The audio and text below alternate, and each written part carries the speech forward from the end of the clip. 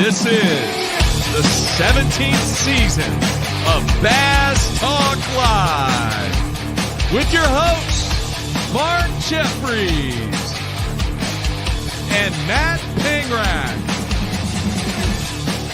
BTL is brought to you by Lawrence, Bass Cat Boats, AFCO, Ducket Fishing, Strike King Lures, Sunline, Big Bite Baits, Spro, X-Zone Lures, Gamakatsu, The Bass Tank, and Denali Rods. BTL coming at you. Good Wednesday, everybody. Welcome once again to another edition of BTL, Bass Talk Live, where I'm going to talk bass fishing and anything else that I want to talk about.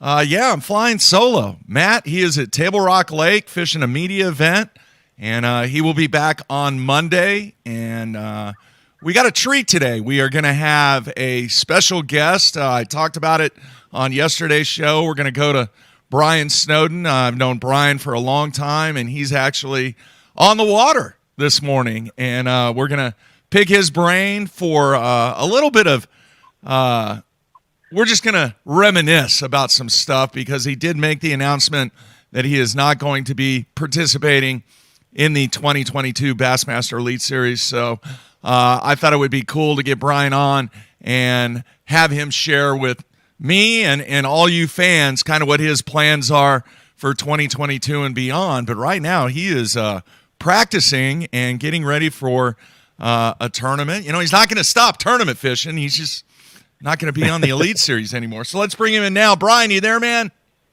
I'm here, Mark. How are you doing this morning? I'm doing great, and I can't thank you enough on short notice to come on the show and really talk about a tough decision. I'm assuming it was a tough decision on not continuing something that you've been doing for a very, very, very long time, and that's being a part of the field on the Bassmaster Elite Series. So I know you're getting ready for a big tournament here, but the fans and myself really appreciate you taking time out to where we can reminisce a little bit and then have you just kind of go through the process of what you went through to make the decision not to fish the Bassmaster Elite Series in 2022. So why don't we just kick things off and get started on that, Brian?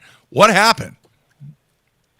Well, you know, there's just since the shutdown with COVID, there's been lots of restructuring and changes at Bass Pro Shops, and they did some contract things that I wasn't real happy about. And this year we tried to make some adjustments, and we had we had two options, and we tried to work both options going forward on the Elite Series, and then another option where I did not fish the Elite Series, but still was heavily involved with Bass Pro Shops, and also gave me the ability to work with other sponsors at their retail outlets and do some things like more in-store appearances, seminars, help with product development, lots of things at Top of the Rock and Big Cedar Lodge and Long Creek Marina, which they just had the U.S. Open Amateur Division tournament where I helped facilitate, work that. And so it was kind of one of those things where, for me, it made a little more sense financially to select option B, which was not to fish the Elites, be able to stay home closer to, stay around the Table Rock area. I still plan on fishing tournaments, still plan on traveling to Oklahoma and Arkansas and fish all around in Missouri. But with my lure company, Five Fish Lures, my guide service, and then the opportunity to work a little more in-depth with Bass Pro Shop, I thought it was just a good time, and most of the sponsors felt the same way, to step back from the Elites and, start a new chapter in my life, a new little adventure. But it's still going to be a lot to do in the fishing industry. If it's not taking people out on Table Rock Lake, it'll be working shows and doing things like that with Bass Pro Shops and other sponsors. Very nice, man. When I was doing a little research And I knew you had had a pretty successful career monetarily wise, and I was looking at the earnings just on the Bassmaster website, and you've earned over $1.1 million. And I don't know how many people out there realize that you've been doing this for so many years, but to surpass the $1 million mark, and then you also have the championship win at the what was that? The TTPC? Is that what it was called back then? Yes. Okay. Yes. So I would classify that as a pretty doggone successful career. Was this a tough decision, Brian? What was that, Mark? What was that? Was the decision to, go on this new venture, was that a difficult decision, or was this something that you kind of saw and could predict that someday this was going to happen, but you're prepared to move on from fishing on the Elite Series? Well, yes, it was, my wife is a school teacher, so she was going to retire in 5 years. Yeah. So we had planned on a 5-year end point. It just came a few years earlier, and a lot of that was due to just circumstances beyond my control with the pandemic and restructuring of Bass Pro Shops. It just, I had always done the guiding and then got involved with the tackle company. And, it's just been one of those things that I still love everything about the fishing industry. And I'm going to deeply miss most every aspect of the Elites. It was a good group of guys that I really considered most of them my friends. And we all had, the same goals. We were out there trying to catch fish, and it was something that we all had in common, and we always were able to visit about that. The camaraderie at the events. I enjoyed being at the events. The worst thing was traveling from point A to point B, and it was when you do it as long as I have, you've been down every highway in the United States, it just gets really old. So yeah. That's one part I am not going to miss. But yes, it was, we were starting to plan the 5-year plan to move on to something else. It just was accelerated due to basically circumstances beyond my control. Yeah. Yeah. What about your guide service? Is that definitely, I know it's going to continue, but will there be an emphasis on your guide service along with the tackle brand that you've started? Yes, there will definitely be an emphasis on the guide service. Anymore, there's so many people that are getting into fishing, but the electronics have advanced tremendously since, say, you and I started, back in the day where you had a 5 or 8 inch screen and you were a tall cotton. But now, with multiple units and live scope and all the different things which go along with setup, I get just as many educational or instructional days on the water, teaching people how to use their Garmin equipment, their live scopes, and people that work a 9 to 5 where they come to the lake on the weekend, they want everything to be ready to go.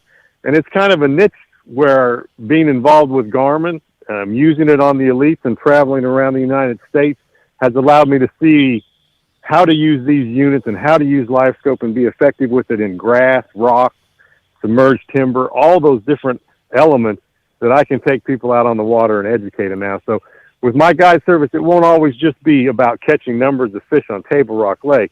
A lot of it's going to be education on electronics, things of that nature, different techniques, seasonal patterns. So not just your typical, let's go out and catch some fish and then go in. It's going to be more of an educational trip where they can learn a lot. And I've noticed the demand for that has just increased over the last 3 or 4 years tremendously, where some guys will say, I don't even care if we catch a fish. I just want my units to work great. So when I come to Table Rock on my day off, I can go out and use them correctly. Absolutely agree. And you're right. The demand for that service and that knowledge is just off the charts now. Now, I want to do this. I want to reminisce a little bit here quickly.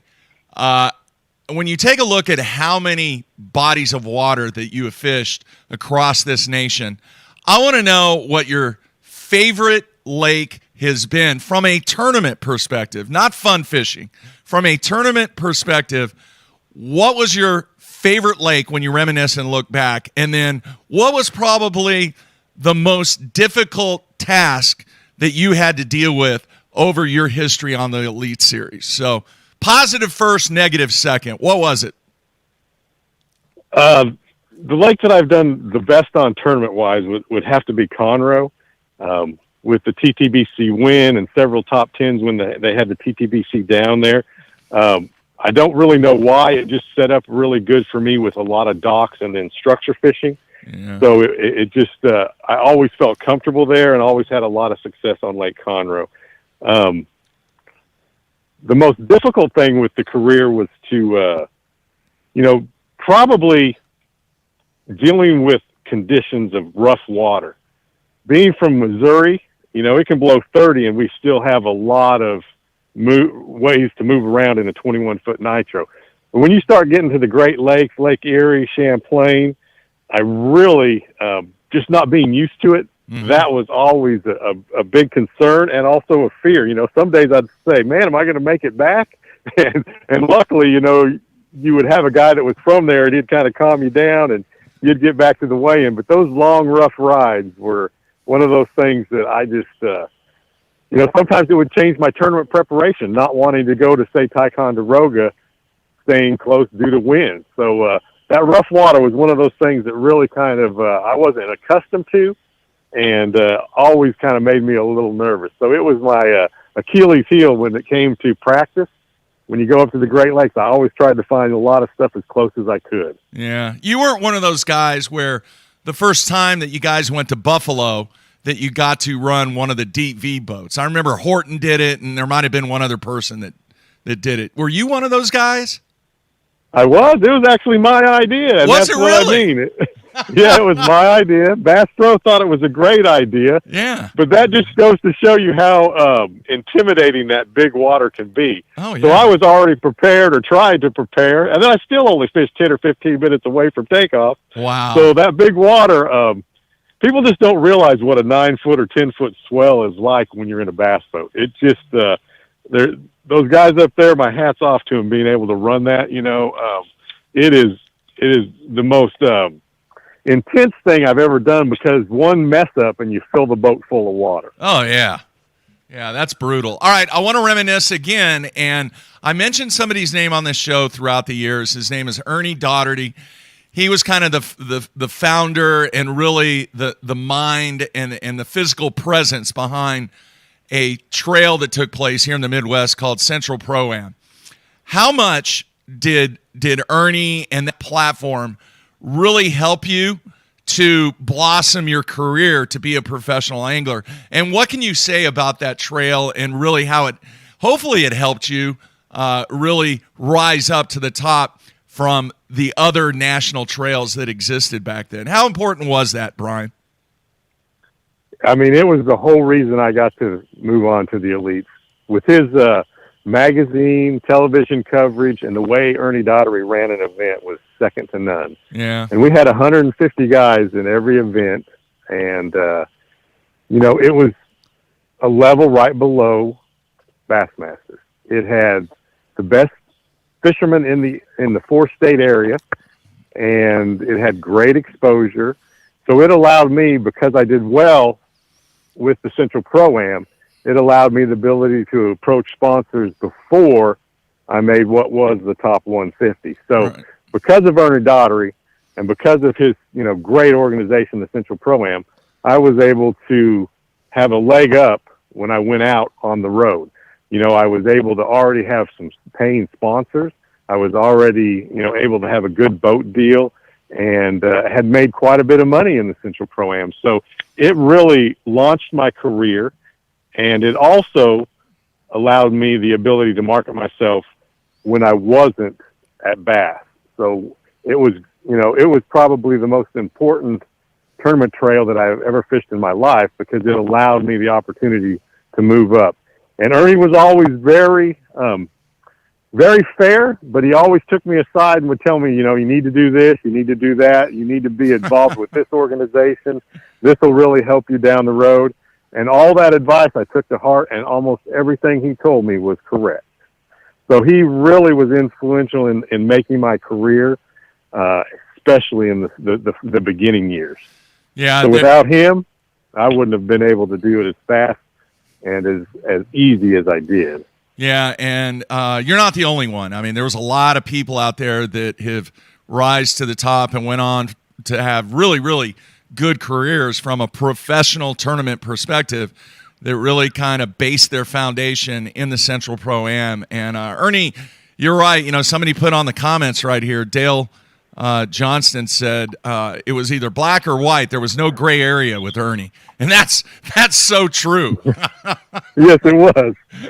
That's the good thing. There was a set of rules, and it didn't matter if you were Brian Snowden or the guy that fished his first tournament. Those rules were in place to make everything as fair as possible for all the anglers, not just individual anglers. Yeah. And the consistency, I think, was one of the best things about the organization. Yeah, agree 100%. I mean, that was wow, that was just such a great organization, and he had great people involved, and he was definitely missed when he went on to bigger and better things and passed away. Man, it's been quite a while now. Ernie's been gone for about over 20 years now, I believe. Maybe even longer than that. But Ernie, man, he definitely left his footprint in so many people's lives that have been involved in this industry for so long. All right, I want to talk about Table Rock Lake now. I know last time that we had you on last year, I kind of got myself in a little bit of trouble because people were coming after me because I said back in the day, and I didn't really say when that was, but back in the day, you could go out and you could catch a 22, 23-pound limit of just spots. And you know what? You know what happened, Brian? I actually got emails from people that said, Mark, you're not out of your mind. That actually did take place. All right. And you got proof now. I got proof, and I actually had some pictures, and I tried to get those pictures queued up in the show, but I could not find them since we had the studio disaster and all that. But anyway, what I want to ask you is the cycle that lakes go through, and it's not just Table Rock Lake. It seems like so many lakes across the country do go through cycles, up and down. They're on fire, for 2 or 3 years, and then it becomes very tough depending on whatever circumstances that lake has from a challenge standpoint. Kind of tell us and tell the fans what kind of shape is Table Rock Lake in right now, and where would it be in that cycle? Are you seeing, and I'm not just talking about right now, but are you seeing 4 and 5 pound spots? Is it a rarity? Is it still a good time to go out, depending obviously what time of the year, to go out and catch an 18 to 21 pound limit? What can you say about Table Rock Lake right now? Table Rock Lake seems to be in real good condition. The spotted bass, though, their population seems to be averaging 2 to 2.5 pounds. So it is a rarity now to catch a 4 to 5 pound spot, but the largemouth and smallmouth, especially the smallmouth, have really taken off. Yeah. And you can see, even when it's tough in like October, and like with the U.S. Open that was here, 15, 16 pounds a day was still the target weight you needed to be. And then when, during this last summer, we had a lot of 18 to 23 pound limits. Most of them, caught on, like a soft swim bait over, ledges or suspended. Mm-hmm. And that's just one of those things that now people are learning with the live scope, how to fish different lures for suspended fish. And that's really one of the things that the guys that are excelling have started understanding, and they're able to target those big largemouth that suspend out over trees and stuff, where years ago they were much more difficult to catch because of the lack of technology. So Table Rock in general is healthy. It's still a great place to come catch, especially numbers of fish in that 2 to 3.5 pound range. And you can catch all 3 species. So that's what makes it so unique. But the largemouth and the smallmouth are definitely on the upswing. All right, that sounds great. And still one of my favorite lakes in the country. It's just a fantastic time. Now, I want you to either confirm or squash a rumor that has been kind of floating around, at least here with some of my friends that are very familiar with Table Rock Lake. And I'm not going to say which one, but in the rivers and in the backwater areas, is there grass showing up, Brian? Way up the White River, there is some. Okay. All right. Way down in Long Creek and Yoakum Creek, there's some. Okay. I wouldn't get too excited about it, but there is some. but we're talking in real skinny water, and that's all I can tell you that I have actually seen myself. Okay. It looks like milfoil, Mm-hmm. but like I say, it's in 2 to 3 feet, maybe 4 feet at the most, and it is where the White River, is narrow, Okay. like a stream. Well, there's a bunch of river rats that live around here that when they go to Table Rock, that's what they like to fish. And that's probably where you're hearing that from. Because I was up there walleye fishing and I kept seeing it, Yeah. And I was like, where did all this come from? And, he's like, it's always up here. Yeah. Just a little river grass. So, yes, there is some, but I don't think it has any influence on the fishing or, the recruitment of the young juvenile fish. I don't think it has anything to do with increasing the population yet. Just because of where it's located and how sparse and shallow it is. All right, man. This is just kind of a crazy question, but I remember hearing stories over the years of so many guys. You mentioned the challenge and the fact that you just hated being on the road, and I get that. The miles that you guys spend on the road, the railroad crossings that you guys just sit there trying to get across the country, and so many other challenges. But the one thing that so many guys talk about is when they break down out in the middle of nowhere. All right?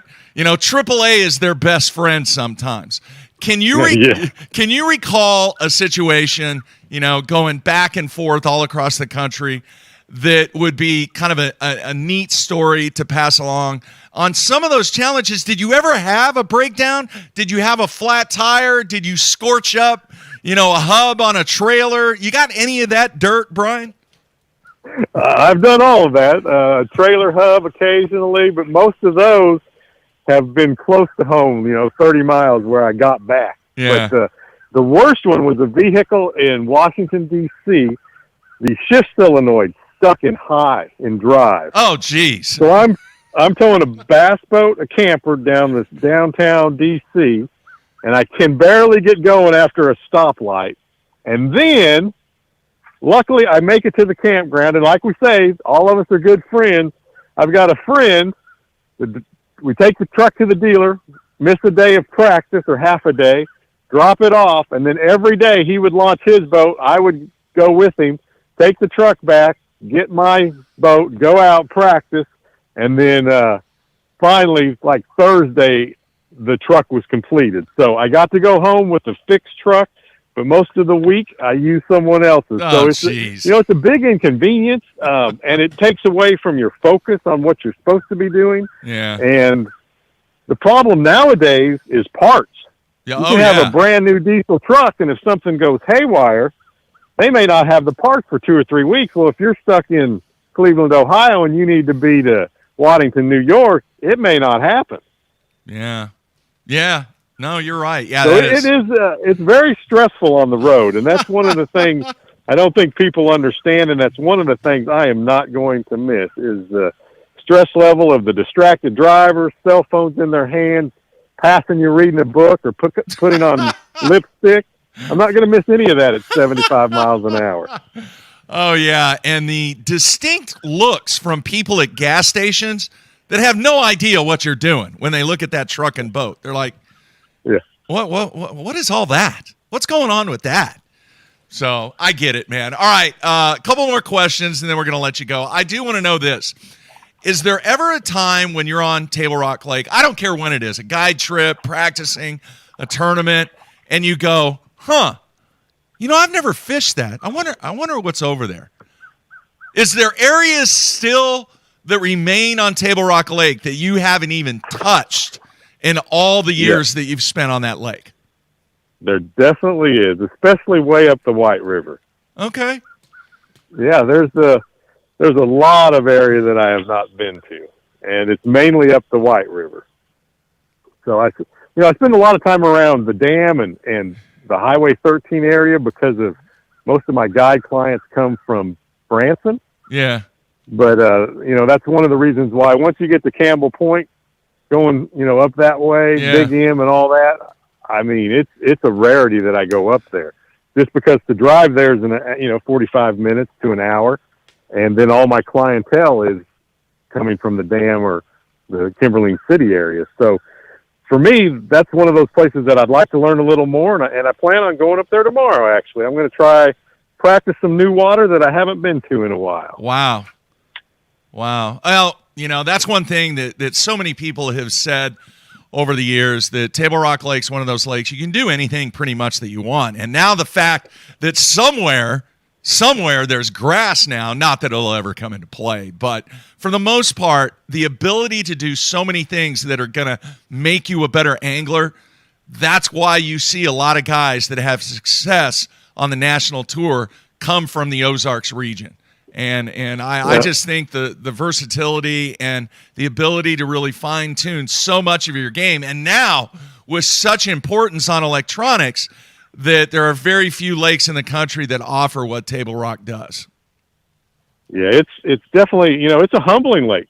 You catch them one day, and then the next day they've moved because the bait's moved or the conditions have changed. So, it's always a new adventure on Table Rock, and that's what I try and tell people. You fish the conditions you're given that day, because the fish really adjust based on cloud cover, wind, where the bait goes, and it's a constant changing environment.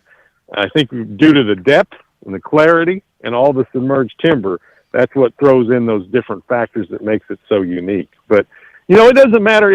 Living in this, Missouri or Oklahoma, we've got the variety, because we've got places like Grand that are more dirty. You got places like Tin Killer. Yeah. You've got Bull Shoals, Table Rock, Truman. Such a variety. I think that's what makes the anglers here in this area so diverse and so well-rounded when they take off on the national scene. Yeah. Real quick, David on the comments. Hey, we already went down that path of the 4 and 5 pound spots. I'm bummed out they're not there anymore, Brian. Man. Yeah, I have not caught one in a while. Like years. Wow. And a really good friend of mine, Wes Endicott, Wes. I know Wes. Yeah. Wes is the one that really showed me how to catch those spots on that lake using electronics and some of the other tricks of the trade that he has. And man, I reminisce. I can vividly picture him catching 4 and 5 pound spots in some of those tournaments and some of the team tournaments that we used to fish in too. It was a great, they were just freaks, Brian. Absolute freaks. A freak of nature. That's what it was. Yeah.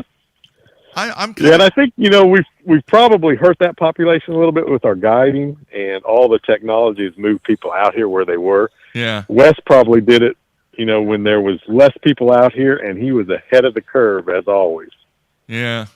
Well, man, I wish you nothing but the best, and I appreciate the friendship over time. I still remember those blue Procraft boats and the blue and white jerseys that you sport around in the Central Pro-Am. I mean, vividly remember those. Yeah, I saw one just a few days ago, and I was like, man, what a change. It's all, from where we started to where it ended, and look at what you've done. We've been friends forever, and always had the utmost respect for what you've done, and you've always done things the right way. And I really always enjoyed getting to visit with you. So I appreciate you taking the time to have me on. All right, man. Now, after December 20th, I'm actually going to be able to have a little bit of time to fish. So I'm telling you, man, I'm coming up there. A real good friend of mine in the bowling industry, Steve Wunderlich, actually lives in Branson now. So I'm going to come up, see Steve, and definitely spend some time up there. I'd love to get on the water with you, man. All right. Well, just let me know. I'll be happy to take you, Mark. All right, man. Good luck this weekend in your tournament, and we will stay in touch, Brian, and thanks for coming on the show, man. You're very welcome. Have a good day, Mark. Take care, man. Bye. See you. There you have it, folks. Brian Snowden, and just a good dude. And if you want to book a trip with Brian, all you got to do is go to his website. And I'm telling you, folks, there's not too many people that are out there that do guide, especially obviously on Table Rock Lake, that you will learn so much with Brian and being able to target a lot of those fish using your electronics. And Brian is definitely dialed in. It was funny. I mentioned the Procraft boats.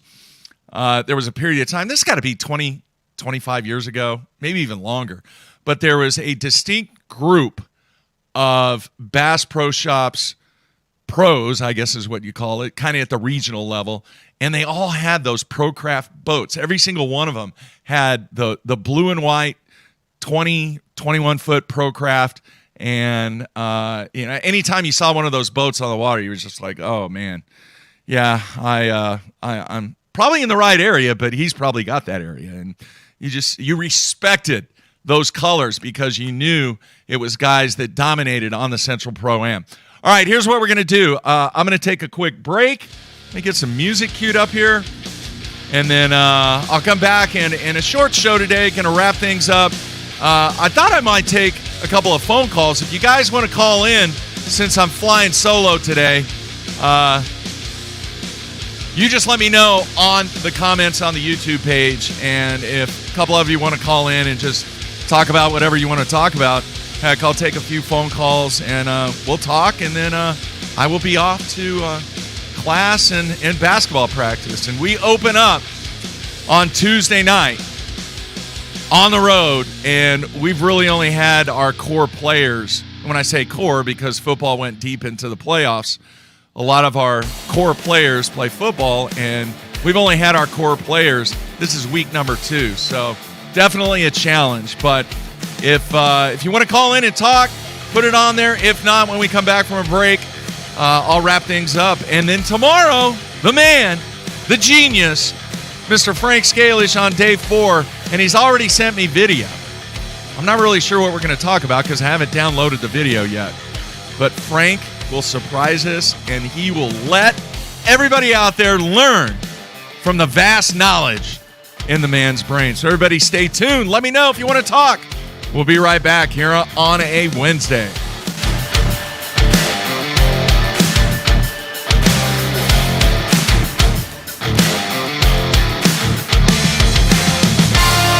Elite FS puts the full range of Lowrance fish finding tools at your fingertips. Find fish with active imaging 3-in-1 with Fish Reveal. Target fish with active target live sonar and watch fish react to your lure as it happens. Built-in C-Map Contour Plus charts make it easy to find key fishing areas. But best-in-class charts and powerful sonar is only the beginning. It's easy to build your fully networked FS system. From sonar and waypoint sharing to controlling the Ghost trolling motor and power poles. Lowrance Elite FS. Targeting fish just got easier.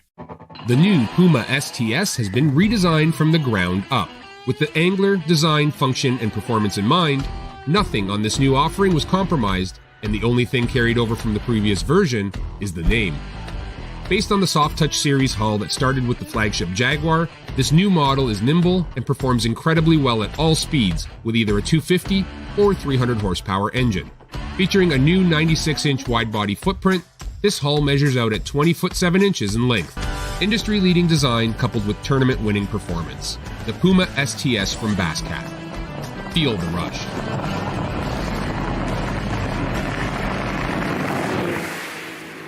So, you're looking to buy fishing electronics, huh? Are you also looking for true experts to help guide you through it? Well, at the Bass Tank, you've come to the right place. We are live forward-facing sonar pioneers with thousands of hours spent learning through winning trophies, cashing checks, and just having fun. Whatever brand you need, we have it. We offer free shipping, and we have 2 financing options available. Our experts are here to help you. Call us today or visit thebasstank.com. Preparation is key to success. And that preparation starts well before you ever hit the water. You're only as strong as your connection to the fish, and your line is that critical connection. Confidence in your line every minute of every day on the water is a necessity, and failure, it's not an option. Sunline makes the fluorocarbon, nylon, and braided lines to give you the strength to guarantee your confidence. Pro-inspired, pro-designed, tested and proven by legends on the water, dominating the tournament trail for over 50 years.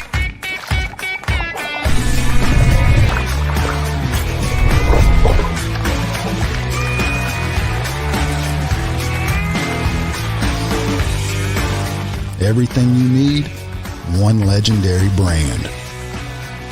Strike King. Hey guys, Major League Fishing Pro, Jacob Wheeler here with my new Signature Series line of rods with Ducket Fishing. We have my 7.2 cranking rod right here.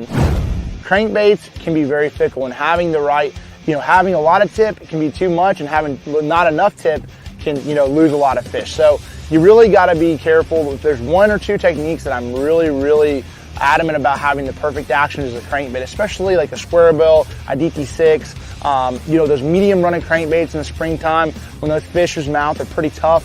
That's when I'm really on top of having my actions just perfect.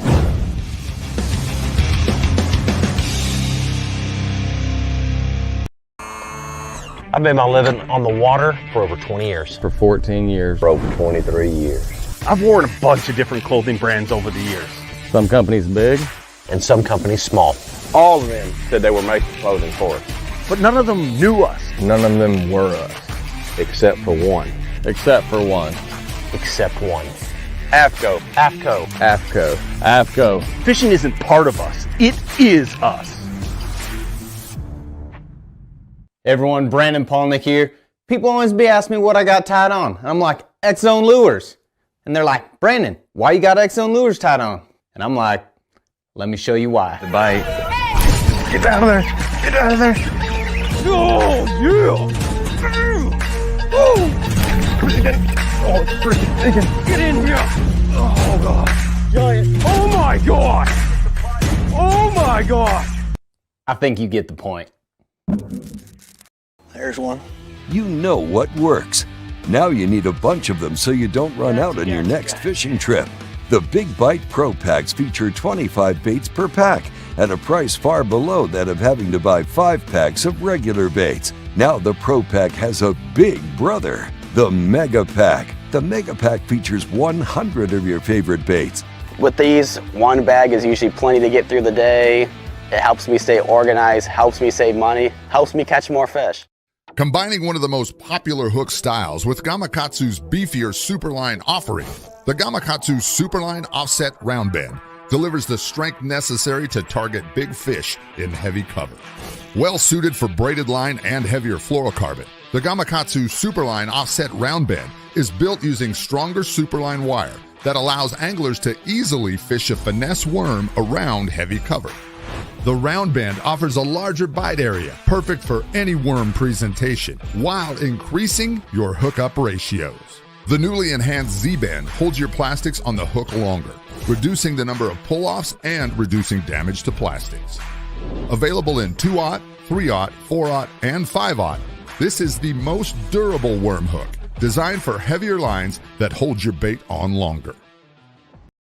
The Little John family of crankbaits designed by top tour pro John Cruz have excelled at catching bass in any condition for years. They all feature a flat-sided design and paint jobs that are seldom seen in mass production bait. The Little John family also expands with new rattling versions of the Little John 50 and Little John 50 MD.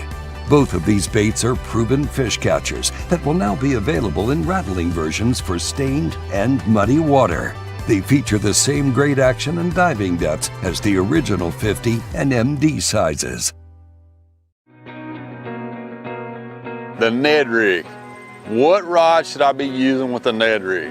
My favorite is the Denali Lithium multi-spin rod. It's our 7'4" length, great Ned Rig rod. It's got a great sensitive tip on it. It's long enough where I can make long casts, which you're usually fishing clear water with a Ned Rig, and it's got enough backbone to get those fish in. So check it out, Denali Lithium Series 7'4" multi-spin.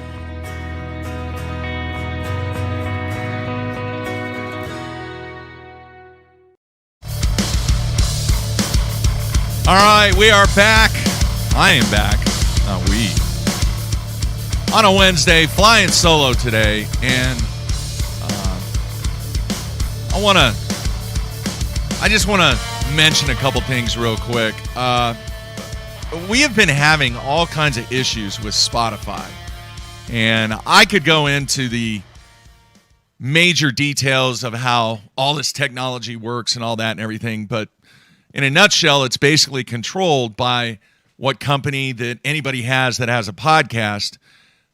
they control the distribution based upon coding and your web address, not the basszone.com or anything like that. But I have been in constant contact with those people. So for those people that had been in the past listening to the podcast on Spotify, we are doing everything we can to get that problem corrected. It's kind of a good transition because I have seen some of the comments that have been on the YouTube comments, and I want to address that too real quick.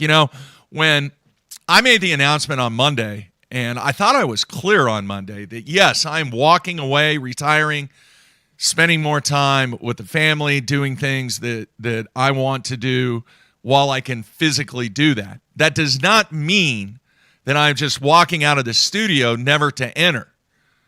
All right? I'm still going to be heavily involved with what Matt has going on from a business perspective, and there's so many behind-the-scenes stuff that takes place that you don't see that in the show. You kind of do, because the end result is all the stuff that happens behind the scene makes this product even better. So I think it's really important for people to understand that when Matt takes over, this is Matt's full-time job. It's not just a part-time gig like what it is right now for him. This is going to be a full-time job, a full-time commitment, like I told him when we've had multiple conversations, right? It is a 24/7 situation now. It's not a drive down from Tulsa, do the show, drive back to Tulsa, and go get your dink and duck box ready. That's not what it's about. And I think Matt is crystal clear on the dedication, the accountability, and the commitment that it's going to take to keep this brand going and staying on top. So I don't want people to think out there, yes, I'm not going to be in front of the microphone. I am going to move away from the microphone, but I'm still going to be involved in making sure that Matt's success continues. Now, most of that success, hey, it's all going to be based upon him. But I'm going to make sure that if he needs to pull out that old-fashioned roadmap, then I'm going to be here for him. So for those people out there that think, the thing's going to, do whatever, this show is going to continue. It's going to get better. Matt has some great, great ideas that he is going to engage the fans in the future. And the fact that he's going to be able to kind of take this show to a level that we've never really done by doing the show when he is competing in the Opens, there you have it. Just takes it to another level. And, somebody mentioned, what's going to happen when Matt, and I do say when Matt makes the Elite Series, once again, it's going to make things even better. Because think about it, that's 9 events. And so many of the guys, we've talked about it on this show, so many of the guys on the Elite Series, I would say a large majority, they all have the side gig going on. Because think about it, you really only have, 8, 9 events? If you're not having an enormous amount of success, and let's face it, not winning tournaments, the revenue streams that created are very difficult unless you got that side gig. Plus, the advantage that Matt is going to have with this show to be able to engage, entertain, and really put at the forefront what he's trying to accomplish on the water. Think about how much that he's going to be able to bring to this show. Educate, entertain, and engage. That's what this company was built upon. And Matt's going to do a great, great job at that. So, yeah, I may not be here in front of this microphone right now after December 20th. Well, maybe on a rare occasion. But believe me, my presence is still going to be a part of what Matt is trying to accomplish with this brand, both on and off the water. All right? On and off the water, because we've worked way, way, way too hard to get to where we are with this show, to see things change just because I'm leaving. I'm 60 years old, people. And I was in a great conversation with Ken Duke Tuesday night. And it doesn't happen that often, if it's ever happened, that somebody gets to a point in this industry from a media perspective and they're like, I've done everything that I can do. All right. I've done everything that I've wanted to do. I've had, this goal. I've reached that goal. It's time for me to walk away and enjoy all the sweat equity that I put into this, to where with me, it's a little different because I have so many physical challenges. It may not be, visible right now, but I've said this before on this show. I could wake up tomorrow morning and not be able to walk when I wake up and get out of the bed. And I have been so fortunate to be able to manage this just weird, bizarre disease of MS. And it's kind of ironic that the whole trials and tribulations that I went through in discovering that, number one, I knew I had something wrong with my body, was the last time that ICAST was out in Vegas. And we were walking up and down the street and got back to the hotel, and I was like, wow, man, I think I kind of pinched a nerve in my leg or something. And then, to find out 2 months later that I had this weird disease that is somewhat rare in men in MS. And so fortunate to be able to control, not cure, but be able to control this weird, bizarre disease. And I feel so fortunate. So I've always had that goal with this show and with this brand. I have reached that goal. And now it's time to pass the baton to somebody that is going to make this show better. It's going to be better. I am not this show. This show is going to go on, and it's going to be better than it was with me involved in it, because now it's going to have a different kind of vibe. And Matt's going to bring that vibe. And the people, look, folks, I know there's some questions out there. Well, who's going to host? Who's going to do that? Look, I'll tell you this right now. There's not going to be any merger with any other podcast. We're not going to team up or get involved with anybody else. All right? Matt and I are going to create a situation where his ideas, his concepts, all right, and the methods of filling this spot right here where I'm sitting, be it here or when he's on the road, is going to make this show better. That's the bottom line.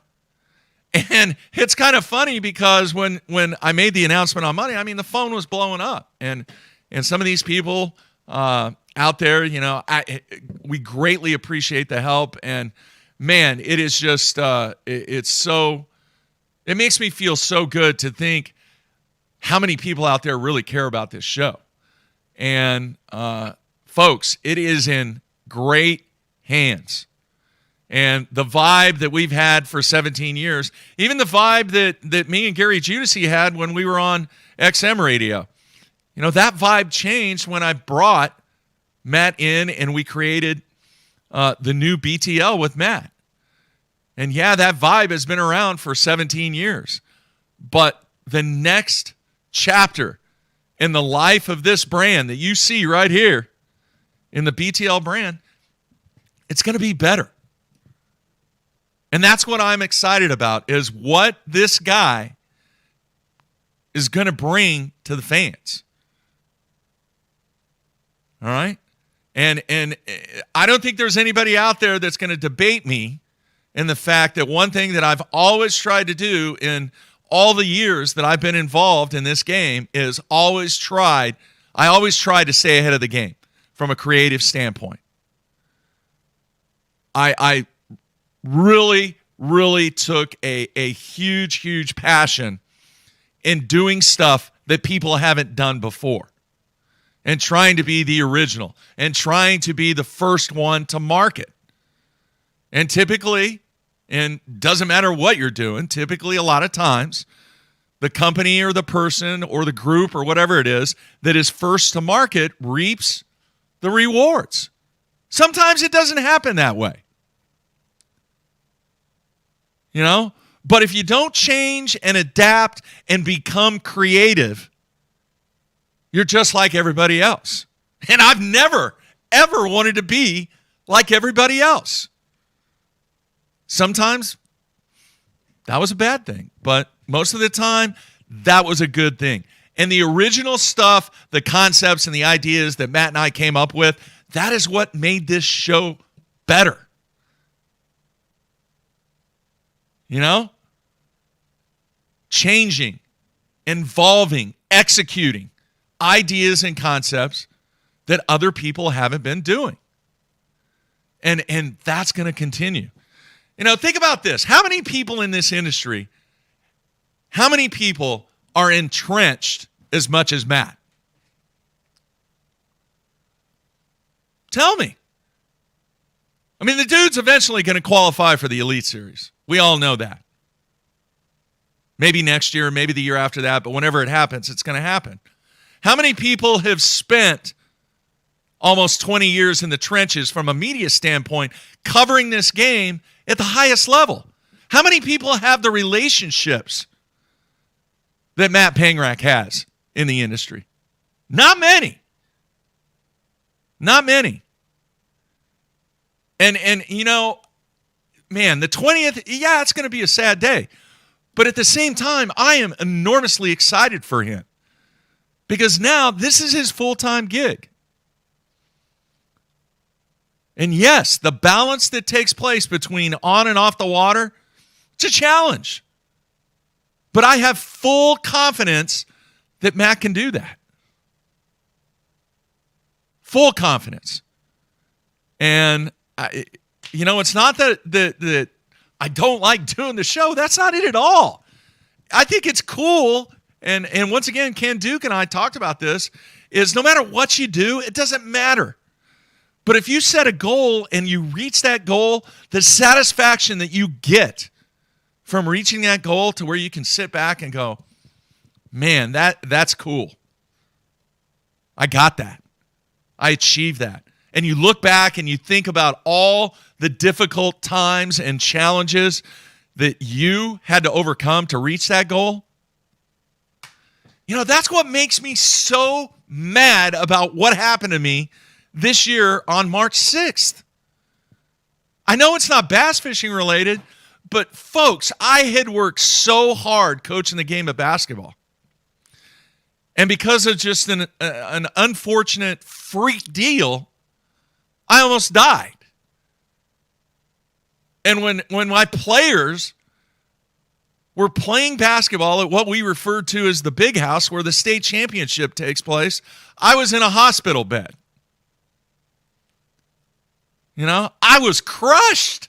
I don't know if you guys can comprehend that. I had busted my tail for so many years. And it's every high school basketball coach's objective to reach that state tournament. It's never seen by a zillion people to be on that sideline. You know? And I was in the hospital. And I was so messed up that I couldn't even listen or watch the game. And did that have a lot to do with everything that is building up to December 20th? Yeah, it did kind of. It did. Because I know how hard that I've worked, and I know how hard that Matt and I have worked to get this show to this point. And, I mean, forgive me, folks. I didn't want to go down this path, but I want to make sure that people understand, one, that this thing is going to be better than it ever has been with the ideas and the concepts that Matt has, you know, in mind for next year and really beyond. And it is time.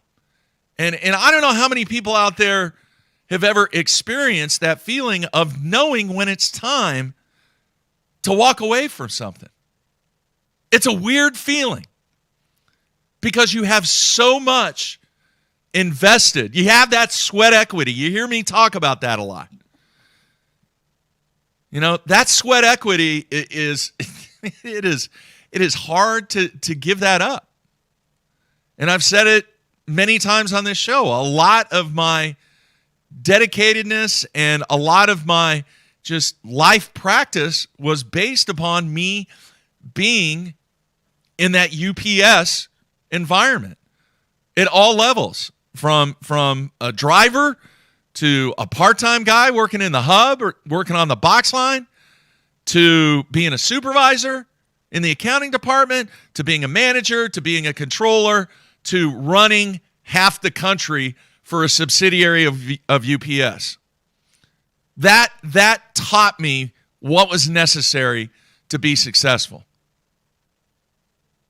And to be able to take this business that I started many, many, many years ago and hand it off and get to that point and be able to hand it off to this guy that has been sitting at my right for such a long time, that is an enormously great feeling because of all the hard work. And yeah, this was a 24/7 job for me. That's the pride and dedication that I had for this company. And I tried to do it the right way. And I don't do good on this flying solo stuff, but it just, I hope everybody understands that things are going to be good. Things are going to be great. And, in talking to Ken Duke, Ken's like, dude, you gotta do a cameo every now and then. It will probably happen. But there are things that I want to do in life while I am still physically able to do these things. And I don't know how many years that is. Heck, does anybody really know? But all you can do is plan, set a goal, and reach that goal. And it doesn't matter what you do. And I hope people out there understand that, and I hope people out there have goals, and I hope everybody achieves those goals. And it will, December 20th is going to be it's going to be an exciting day. It's going to be a sad day, but it's going to be a great day for this man who has sat to my right for a zillion years. And it's going to be good, folks. It's going to be good. So for those people that might not know what the heck I'm talking about, you need to go back and watch or listen to Monday's show. And we will dive into the final show of me being in front of the mic on December 20th. It's a Monday. But until then, Matt's going to be back in studio on Monday. I think we have Gary. Is Gary Judasy going to come by? I don't know. I don't know who he has lined up on Monday, but I know he's got somebody lined up. He told me that yesterday. And the reason he's not here is, I mentioned at the beginning of the show, he's actually fishing a media appreciation thing for a lot of the brands that he's involved with on Table Rock Lake. So I have no idea if he might run into Brian Snowden. So it is what it is. And tomorrow's show, that's, the good thing, folks. Hey, day four is going to continue. Day 4 is not going away. Frank Scalish loves doing day 4. So no worries on that. And here's something else. I will continue to do, in case you've never watched day 4 or heard Frank and I talk about it, but Frank has something called the locker room. And it's a really cool concept that him and I came up with, where you actually get one-on-one time virtually, live, and he talks about and gives direction and educates you on whatever you want to talk about from a fishing standpoint to help you out in your game. Frank and I are still going to be doing the locker room in 2022. And it will actually give me a little bit more flexibility to do more of the locker room, because, see this, I still have a stack, and I do mean a stack of requests for the locker room, people that we haven't been able to book yet. So the locker room will definitely continue. And man, Frank's like a brother to me. And I am so, so glad that I brought him in to be involved with the BTL brand and everything that he does on day 4. He's a gem, and you guys need to drink every piece of bit of juice that he gives out on Thursdays, and then what he does if you plan to have a locker room session. So I want to thank Brian Snowden. You know, those people that were out there wondering what was up with Brian, I think we got a good indication of why Brian is doing what he's doing. And good for him. I'm glad he's still going to be doing the guiding thing. He's still going to be involved with Bass Pro Shops, doing some stuff for him. And as I mentioned, the guy's made over $1.1 million in earnings on the bass side and has done very well being a part of this crazy, crazy thing that we love to watch and talk about, professional fishing.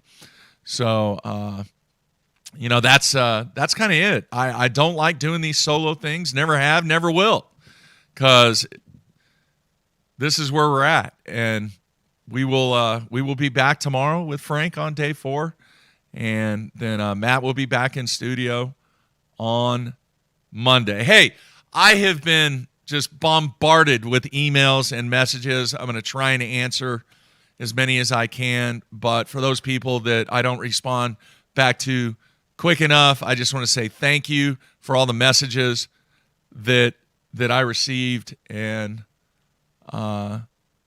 it's a very, very exciting time.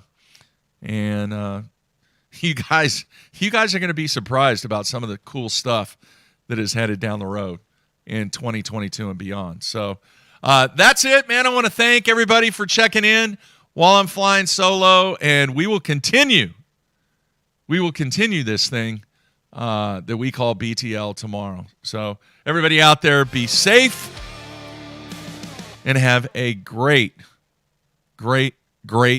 Wednesday. That's it. I'm out of here.